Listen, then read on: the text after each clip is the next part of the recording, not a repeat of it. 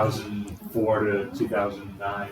Okay, cool. So. All right, so today we're going to get some practice. We did the projection operator last time on the arrow diagrams. It's not on, thank you. Come on, work for me. Hey, okay. So we did the projection operator last time where we generated the arrow diagrams. You can see that would be tedious for a bigger molecular point group because you're probably only going to have certain rows that are allowed and a whole lot of rows that are not. And so you're going to have a lot of zeros and so on. So the more common practice is when you find an arrow diagram, going backwards and assigning the symmetry. So today we're going to practice that. I'm going to give you arrow diagrams on all the molecules, and you see the different arrows, the vibrational motions, and we want to assign that to a particular row in the character table. Okay. And so here we have cyclobutadienyl -2 anion. I was playing around last night. I tried the neutral molecule and it failed, and I thought, for cyclopentadiene, if you want that molecule to be planar, you need to give it another electron. And you get from 5 electrons in that pi cloud, you give it a 6th, then it becomes aromatic, and then it becomes planar, and you have delocalization of those electrons. And so I went ahead and put in 2 more electrons on here, so I have 6 electrons on this 4-membered ring. And it's going to create some strain because you're going to populate some antibonding orbitals too, but we'll see what happens. And sure enough, it made a planar D4H structure. So that was kind of fun. And so I calculated this molecule. I got to go planar. I got the D4H, even though this molecule in its ground state is not D4H. So don't get that. I'm not trying to teach you that cyclobutadiene is D4H. It's actually C. It's not a D4H. It's a C2H. But we'll talk about that later. And so anyway, so it did optimize. It gave a planar structure, but there were 3 imaginary frequencies. And so we're going to explore that in a little bit. When you finish a Gaussian calculation, this is a nice little summary that you get. If you open the log file in Gauss View, you see the molecule. You can right-click that screen and you can say show the Cartesian coordinates, and so then you'll see the Cartesian coordinates. And so that's what I see here. I've got Z here, and so then what is this axis? If this is Z coming out of the plane, what is this one? Everybody say on the count of 3. 1, 2, 3. X. Okay, good. And then that means this one is Y. So X cross Y gives Z, and Y cross Z gives X. It's that right-hand rule. And there's our coordinate system. And here's our summary. We have the calculation method. We have the basis set, the charge, the multiplicity, and here's our energy in Hartrees. And it even tells us we have 3 imaginary frequencies. So that only shows up if you've done a frequency calculation, but we did. I did an opt-in freq, and this is a way to say it. So look at this terminology up here. I've color-coded it for you. So we did a frequency calculation. So the green is the model chemistry, the theory and the basis set for the frequency calculation. And then these double slashes right here mean performed on the, that's in red, performed on the, and then in blue, the optimized geometry. So this is showing you both the optimized geometry and the frequency calculation levels of theory. You could write this different ways. Let's say I wanted to do a really quick calculation, and so I just wanted to get the vibrational mode. So maybe I did an AM1 on the geometry of a 3-21G. Let me erase that and put a Hartree-Fock in there.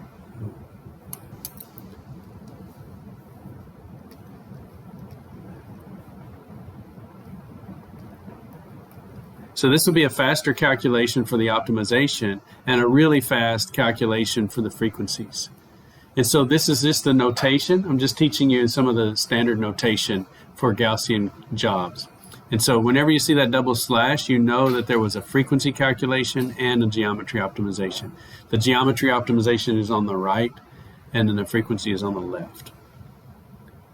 Okay, just to let you know. This is a nice shorthand. If you're doing a paper, you can write this out like this. Okay. And you can see down here also the point group for the molecule.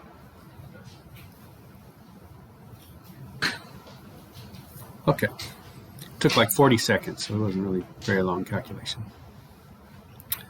Okay, and so then looking at these arrows, I'm going to go through and we're going to give you all of these different arrow diagrams, and we're going to compare them to the character table, and we're going to come up with some shorthand designation of the wave functions too. And so this is the symmetric stretch. There's always just one symmetric stretch, right? So we have all 4 bond lengths increasing. And so we can write these as having plus signs in front of them. And so we could say that this wave function is the motion of these different bond lengths, all with plus signs in front of them. So that's showing you that R1 is increasing, R2 is increasing, R3 and R4 are all increasing. Okay. Now let's compare this to the character table. And so we can kind of do the projection operator on these arrows, right? Let's just pick this B1G row. We can ignore E because E is never going to tell us anything. Okay, not necessarily. If we do a C4 rotation, we get a -1. So if I did a C4 here, that -1 is telling me that that arrow should change direction. And it doesn't change direction, does it? So we know that it's not this row here. And it's not that row, and it's not that row, and it's not that row, because those arrows would change direction. If I have this arrow on R1, and I move over here on a C4, I move 90 degrees, then if it was a B1 or a B2 row, then that arrow would change direction and it would be pointing down. Okay, so it's not pointing down, so we know it's not one of those B rows. It has to be an A row, because on C4, those arrows are still +1, they're still pointing out. Now we have lots of C2s here. We have some C, this is a C4. We have a C2 that goes all the way over here. And then we have C2 primes and C2 double primes. But this first, the C4 and the C2, those both have +1s, and this arrow, if it moves over to R2, it's still pointing away from the molecule, so that's a +1. This arrow, if we go all the way to the other side, is still pointing away, so it's still a +1. But look at this C2 prime and C2 double prime. Now, where are the C2s on here other than this first one? So we have this first one, then we have these kinds, and notice how they're kind of grouped. What are those C2s talking about?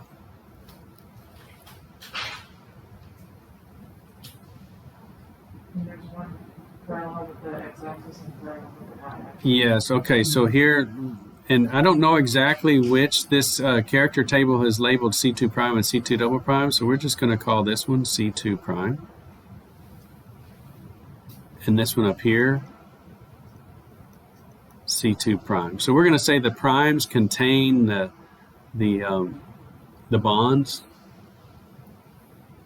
And so where are the double primes?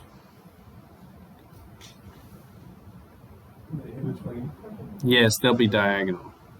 They go through the center mass of the molecule, and that's a C2 double prime, and this is a C2 double prime.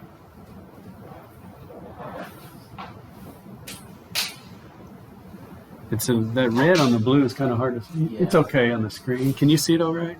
Not really. Do you want to scoot up? You can't. Yeah, it's blending in with background. Yeah, I know. So maybe I should have. It's more like a purple background. Yeah.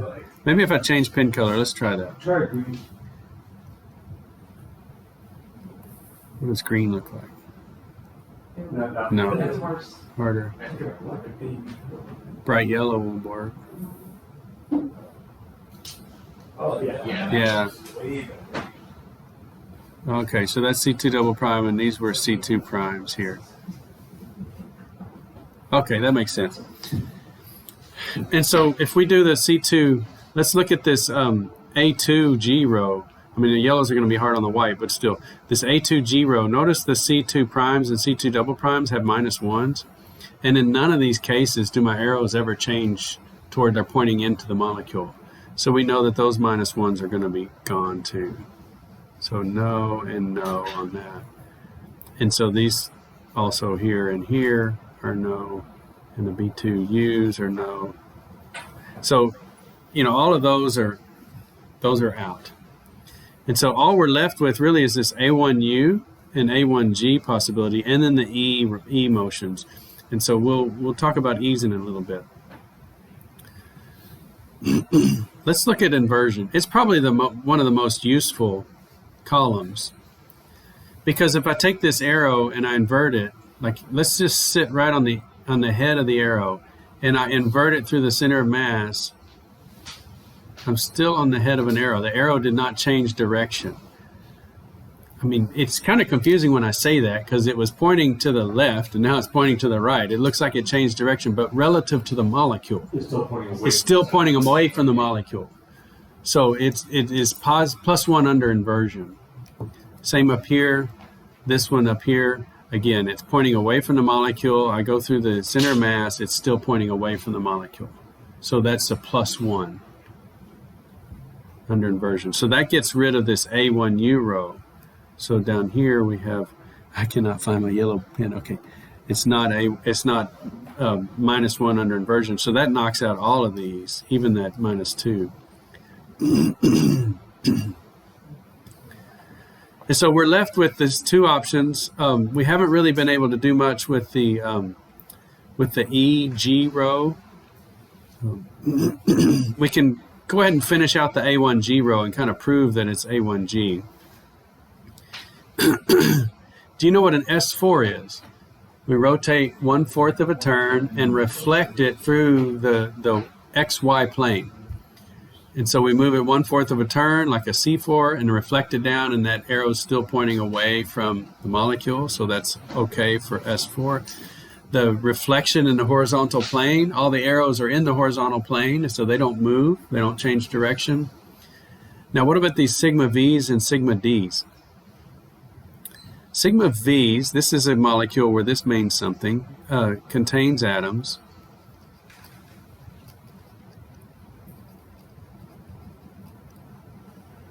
And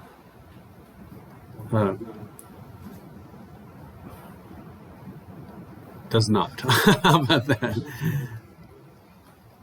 So the V contains atoms and the V does not? Yes. In general, okay, it's not a hard and fast rule, but this is a molecule where it works out.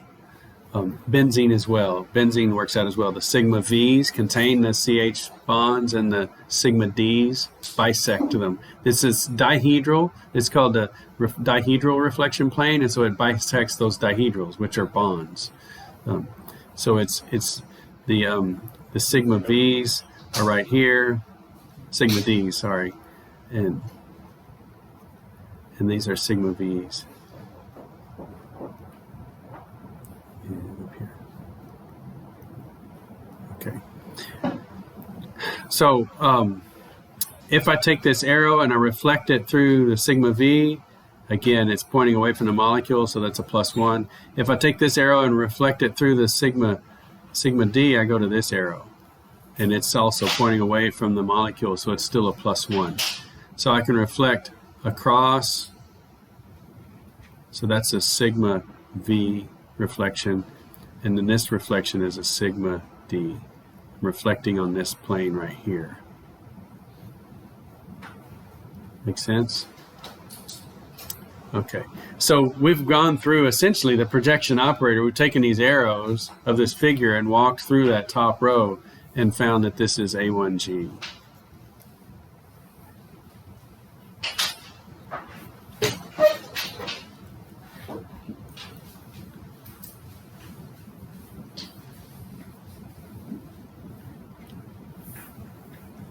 So that's the symmetric stretch. Notice all of the R's have the same sign. Okay, and that's a way of thinking about all these arrows are pointing away from the molecule. Those bonds are all increasing. They all have the same sign. Let's look at one that does not. So let's look at now the asymmetric stretches. I'm trying to decide if I want to do this one next or do this one. Let's do this one next. Okay, so skip like 3 pages ahead. And I'm going to change the sign on two of them. I'm going to change the sign for R2 and R4. So now they're pointing into the molecule. You see this? R1 is pointing out, R2 is pointing in, R3 is pointing out, and R4 is pointing in. Okay? Yes, yes. So they're stretching out while the other two stretch in. And then sometime later they reverse. Okay, so now we can kind of go through this arrow diagram. If I do a C4 here, I get a -1, right? Because I go 1/4 of a turn over here, and I get a -1. So now I know I can eliminate all of the A rows because this right here is gone, gone, gone, and gone. Yes?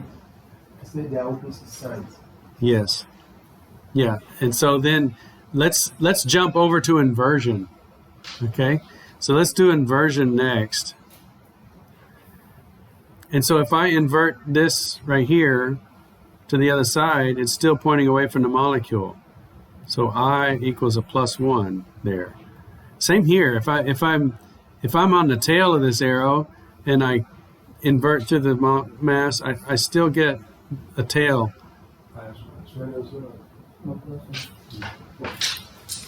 Because it's the same. So this arrow is pointing into the molecule. I invert, it's pointing into the molecule. Yeah. And so this one's pointing out of the molecule. I invert through the center mass. It's pointing out from the molecule. So this is opposite sides of the molecule look the same. That's what inversion is. And so I'm going to get rid of all of these -1s of inversion. It can't be any of these bottom rows.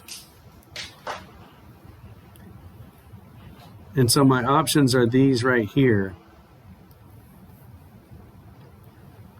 Okay? So let's pick another column that you want me to use. Sigma V. Okay, so we're going to do a sigma V here. And this sigma V, remember this is the one that contains the bonds. And so this right here is going to be a sigma V. And so if I reflect that through that sigma V, it looks like +1. So sigma V equals +1. And so I come down here under sigma V, and that discriminates between these two rows. So I get this one and not that one. Yeah? And so now I've narrowed it down to B1G and EG, and we'll look at the EGs next. So this is definitely a B1G motion. So B1G. You see, it's not hard for the singly dimensional ones. Okay? If it's an A or a B, it's pretty easy. You just work your way through, and you can assign which row it's on. All right, let's look at these here. Okay.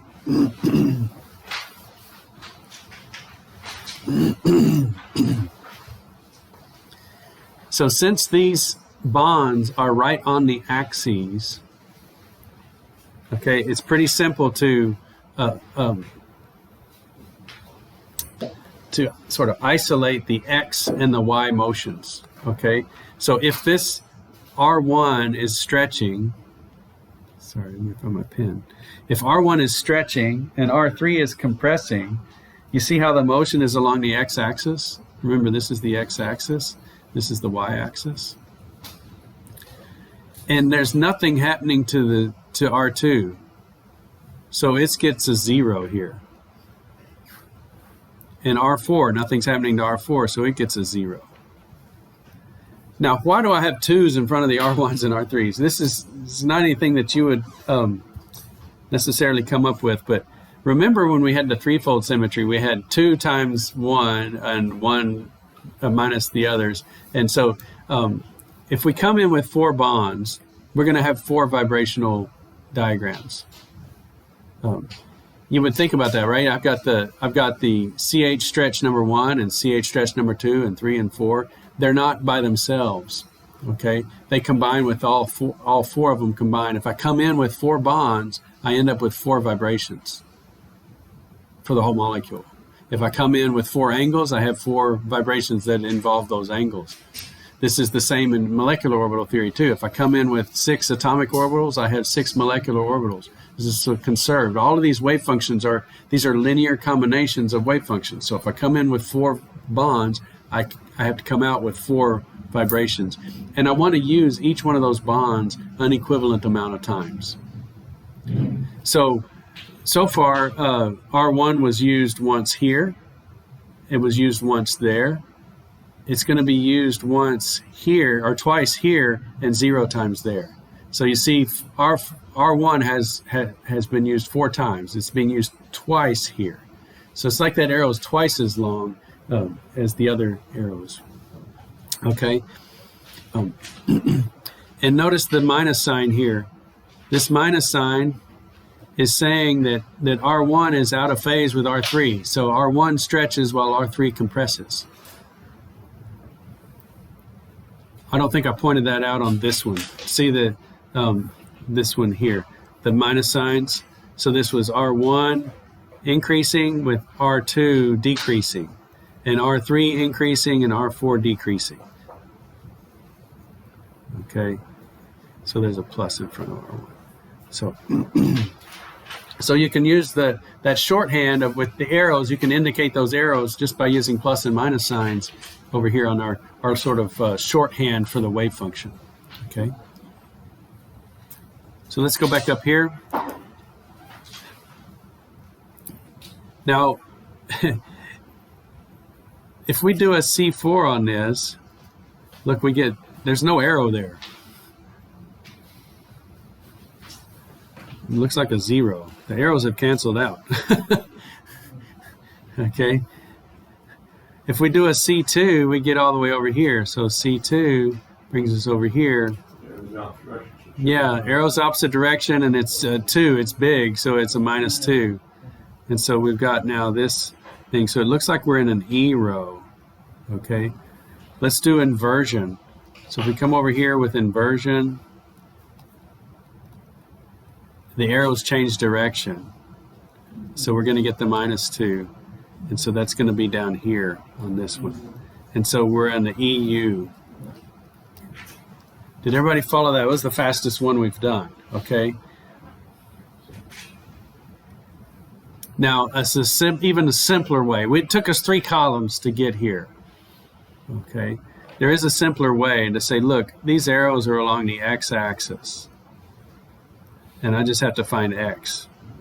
See, I was thinking that. Yeah. That's all you have to do. That's all you have to do. But I want to show you the projection operator too. Like there's many ways to get there. And there's ways to check your work too. Like, do the characters work out? Yeah. It also looks like X. If you think it kind of looks like X, but I'm not sure, you can go to the characters and check the characters and make sure the characters work out.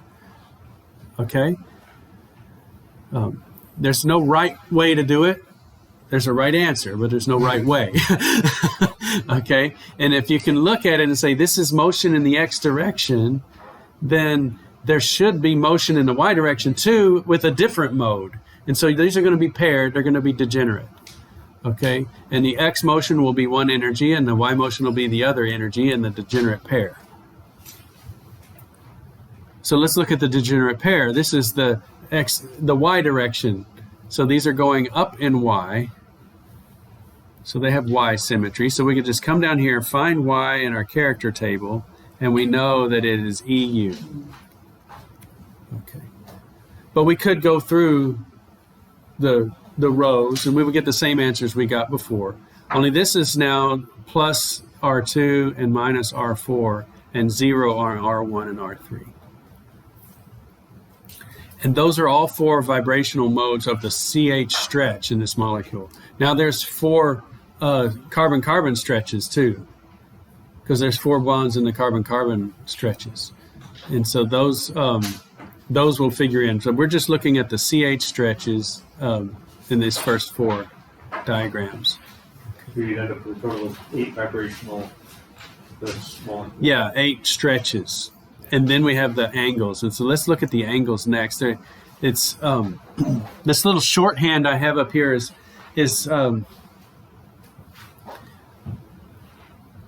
I think it's just a way to communicate. You know, it's not necessarily a normalized wave function, but it's a way to communicate. So if I were to write this out, you should be able to put arrows on the molecule. So can you go from this, okay, from this to this? Okay. And so you're looking at this, R0, R1, there's no arrow on R1. That's easy, okay? I have a plus 2, R2. So on R2, I'm going to put an arrow that stretches that bond. And then here is 0, R3. So I have no arrow on R3. And then over here, I have a minus 2 on R4. So that's an arrow that shrinks that bond. It's going down. It's a minus. So that makes sense, right? Okay. So let's do angles. You pretty much have to have these defined for you. Like if I'm going to communicate to you about angles, I have to tell you what I'm defining the angles as. And so here's the angles that I've defined here. So this angle here is theta 1.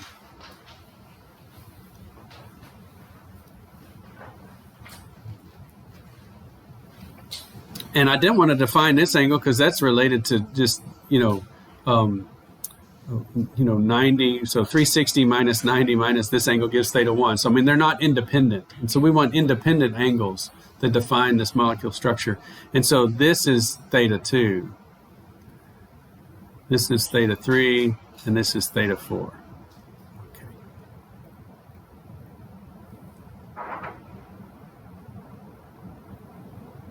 So in your mind, do not look at that up there. It's like, don't look at the elephant in the corner. No, don't look at that up there and look over here and look at those arrows. Can you see that this arrow is going to shrink theta 2? So I'm going to have a minus theta 2, and this arrow is going to increase theta 4. I'm going to have plus theta 4. And I'm going to have no change on theta 1, so 0, theta 1, minus theta 2, and here we 0, theta 3, plus theta 4. So do you see where the little shorthand came from? So you have to define your angles first, and then you can know if you put a plus or a minus sign on them. So you'd expect us to be able to go from the shorthand to the image to shorthand. Yes, that would be a wonderful skill to have, so that you can communicate with others about what vibrational mode you're talking about. I can communicate with you. And if you define it once, like I've defined it here, then it should be obvious, and you can use that same kind of definitions elsewhere. Okay? So let's look at this one. Can we do this real quick, just looking at the arrows? Both in the X direction. Yeah, this is X, this is Y. So that is an X motion. Okay, but let's go ahead and if we do, if we do a C2 on this thing, let me find my pen. It's hard to find with the yellow. There it is. Okay, this minus 2. Does that make sense? We do a C2 all the way down to the bottom of the molecule. C2 equals minus 2. It's going in the opposite direction. Okay. If we do an inversion, this is a little tricky. Remember, inversion, I'm going to step on the tip of this arrow. I have to go through the center of mass. So I have to be over here for the inversion. And so that would invert it. That would invert that arrow. And so that's a minus 2 under inversion. And again, I'm using the 2's in front of my shorthand because I'm using these angles twice in this one, and I'm going to use them 0 times in the Y motion. So this one is the X part of that EU motion. So this is EU. You can go ahead and label it. Let's look at the Y version. So here's the Y version. So these are moving in Y. They happen to be moving in negative Y, but sometime later they'll come back and move in positive Y. So it has Y motion, therefore EU. Okay. We could look at the, again, that inversion would give us to the center of mass here, would give us an arrow here. An ugly arrow. So it'd be a minus 2 under inversion. And What's that? If we did just the inversion, if the inversion was positive, it would look like how you do your arrow, since it's going in the opposite direction. Yeah, that's right. And notice how if I did draw this arrow, how the molecule would look like it was rotating around the z-axis. And sure enough, there's a, well, it wouldn't be doubly degenerate, but it would be RZ. If I drew a right arrow up here and a right arrow down here, like that, that would be RZ, right? And that would be A2G. So, you see what I mean? Okay. Now, let's look at this one. I just kind of talked about that. So what if we have all of these angles increasing? So theta 1, theta 2, theta 3, and theta 4, all in the same direction. They're all increasing. And so we can, again, if we do a C2 is equal to what? What did we call this? Yeah, so that... Instead of positive. It's a positive because theta 3 is increasing. Yeah, so theta 3 is increasing, theta 1 is increasing, so it's a positive. So that would be a +1 under C4. +1, C4, sorry. That's C2. Yeah, so +1 under C2 as well. C4 here. C4 equals +1. Again, how do I determine if it's +1? Well, this head of the arrow goes over here relative to that atom. It's still in the same spot. These angles are both increasing. Okay, but then we do a C2 prime. So what was that? That was the one that, were these the C2 primes? Yeah. C2 prime. So I bring this one over, it's kind of strange. I bring it straight across, and so now it's pointing down. So it'll be negative. C2 prime is equal to -1. Because I'm rotating it this way, and those arrows are now pointing down and up, vice versa. And it's maybe easier to see this one up here if I do this one on a C2 prime. If I do this on a C2 prime, then it's pointing this way. Yeah. So the whole thing, arrows and all, move according to that C2 prime. Like you flip a pancake. Yeah. They still the same. Yeah, that's right. And so this is going to be the -1 here. Okay. So it could be it could be the A2U still. It could be it could be the A2G. So we get to inversion. That'll tell us. So if I take the tip of this arrow and invert it through the center of mass to the other side of the molecule, I'm on the tip of an arrow. So I is equal to +1. And it's the motion is broken. If one arrow has an inversion and the others don't, then something's screwed up with the system. So yeah, these arrows ought to have inversion +1 as well. So if we go through the center of mass to the other side of the molecule, I equals +1. Okay, so we know we're on the top half of this table. So we're right here. So we're rotating around Z. And that does make sense. Only this vibrational motion cannot be a rotation because the carbons aren't moving. And so these are just the hydrogens doing this. They're trying to rotate around those carbons and then they're coming back. And so it's like that outer ring of hydrogens is trying to rotate, but the carbons are not letting it. Okay. If the carbons go the same direction as the hydrogens, then it's not a vibration, it's a rotation. And the whole molecule is rotating. But if the hydrogens are trying to rotate, it still has the same symmetry as a rotation.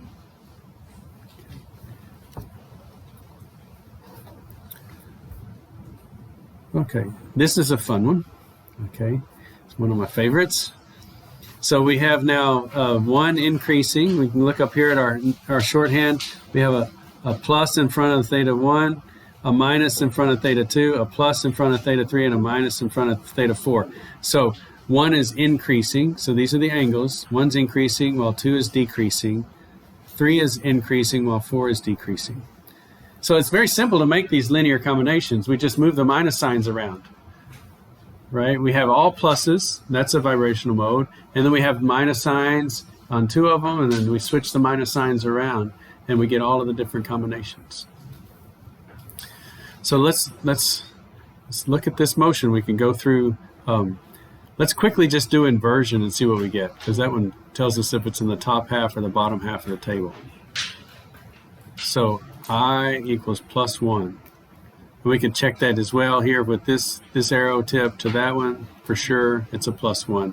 So we're in the top half of the table, so we can get rid of all of the U's. Okay. And then let's do, y'all pick another row. Tell me which one. Sigma what? D? D? V. Okay. So sigma V. So those were the ones that contained the bonds. And so if I reflect it through this plane here, this arrow reflects straight across and becomes a down arrow. Okay. But it's really an up arrow, so it should be a -1. Yeah. So sigma V equals -1. So A2G or B2G are two options. Yeah, so sigma V here. So this one here is an option. This one here is an option. Okay, now we need to decide between those two. C4? Okay, let's try the C4. So if I rotate this one C4, then it's going to look like this. But the arrow's on the other side, so it should be C4 is equal to -1. And so it's B2G. So we had the inversion. We did inversion, we got a +1. We did sigma V, got a -1. We did C4, got a -1. Okay. And so we got B2G right here.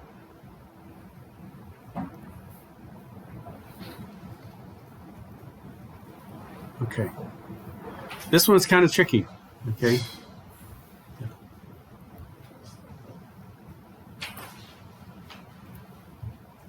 Now, if you did the C2, the C4 first, we did the inversion first, and then we did the sigma V, and then we wanted to check it with the C4. Okay, we'll check C4 and then the sigma, you still get the same result. Right? Okay, yeah, you check others. Yeah, that's right. You should. You should be able to go through all of those just to check your work. Now, one thing I see too is this pattern in X, Y. So here we have the X-axis here and the Y-axis here. Did anybody see this? Anybody of my former students see this? Okay, let's think. If we think of the heads of these arrows as positive, and then the tails of these arrows is negative, right? So this arrow should really be like on that atom. So we have a negative here, a negative here, a positive here, positive here, a negative here, and a negative there.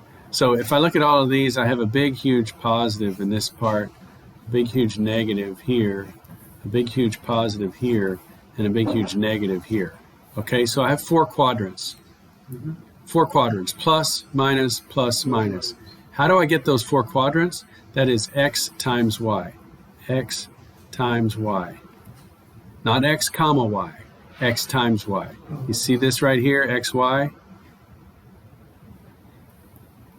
If I have you probably are familiar with the d orbitals, right? I'm going to draw it on blue. Well, let me change pen and I'll draw it on the white. Okay. Okay, so you have, this is the X and the Y. If I have the X-axis multiplied by the Y-axis, these are positive numbers times positive numbers, so I get a positive here. These are negative X's times positive Y's, I get a negative. I have negative X's times negative Y's, I get a positive. And I have a negative Y times a positive X, I get a negative. Okay, so this pattern is X times Y. That's also why we label that that d orbital, the dxy orbital. You've seen this, right? For your atomic orbitals. Oh, what did I do? I'm going to shade these. Okay, so the negatives are shaded and these are unshaded. Okay, so that dxy orbital has the pattern xy, and you can find it in the character tables real easy by finding the row that has xy on it. And the arrows also can have the same symmetry. So we have these arrows going up into this quadrant at some time, and these arrows going away from this quadrant, going into this quadrant, going away from that quadrant, and then sometime later they switch. But it's up that pattern of plus minus plus minus. I just wanted to kind of see if you could observe that in this motion where we have the quadrants. So the arrows are going into that quadrant, making it positive, if you will, and going out of the other quadrants, making them negative, and then going into the other quadrant, making it positive. And anytime you see the positive, negative, it's two axes times each other. It could be xy, xz, yz, anytime you see that. So I'm just trying to teach you what to see. This is kind of a tough thing. It's not, it's hard to take notes on this, right? And I feel your pain in that sense because it's pattern recognition. And how I get this across to you, I don't know, except just to show you example after example. Practice after that. Yeah. Now these vibrational motions, here's the vibrational wave functions. I just wanted to show that we have these three imaginary frequencies, and so this will only take a minute. What do we do when we have these three vibrational imaginary frequencies? These are what you see in the output file, the negative frequencies here. And there's, you animate them. So you go into Gauss view and you animate them. So here are those frequencies shown, nu 1, nu 2, nu 3. What's our conclusion? Again, these are imaginary, which means that they're at the top of a hill. They're not at the bottom of a hill. So the molecule is up here with respect to all three of these motions. They're all very similar. There are transition states between the minima. Okay. What's similar about them? The way they're bending. Yeah, where are they bending? On the axis. No, in the Z direction. Z direction or out of the plane, right? They're breaking the planar nature of this molecule, and this is top hill. So it's saying the planar structure is at the top of a hill with respect to these motions. So the conclusion is it's not a planar molecule.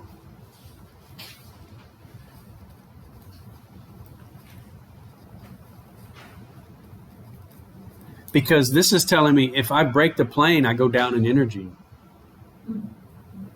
Makes sense? These are my imaginary motions. And so anytime you're doing Gaussian, if you get imaginary frequencies, animate it and try to draw a conclusion as to what it's saying.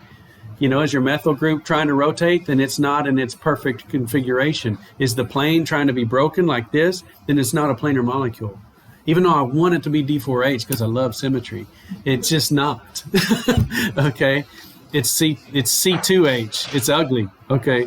So you can do this manual displacement and save that structure, and you'll get the broken symmetry structure, and then you take the broken structure and optimize it, and you get this. So C2H, this is the molecule. It's kind of like a chair formation this way. It's dropped 100 kilojoules per mole in energy, which is substantial, and it looks like it doesn't have any bonds. Now, Gauss view draws the sticks according to like a lookup table as to what the average bonds are, and so it's just saying these hydrogens are a little further from the carbons than normal. It's not saying there's really no bond there. There is a bond there, but it's just longer than your normal CH bond. So that's all I have. So you can see in the notes what I had to do to get this. Okay, and so we'll see you next time.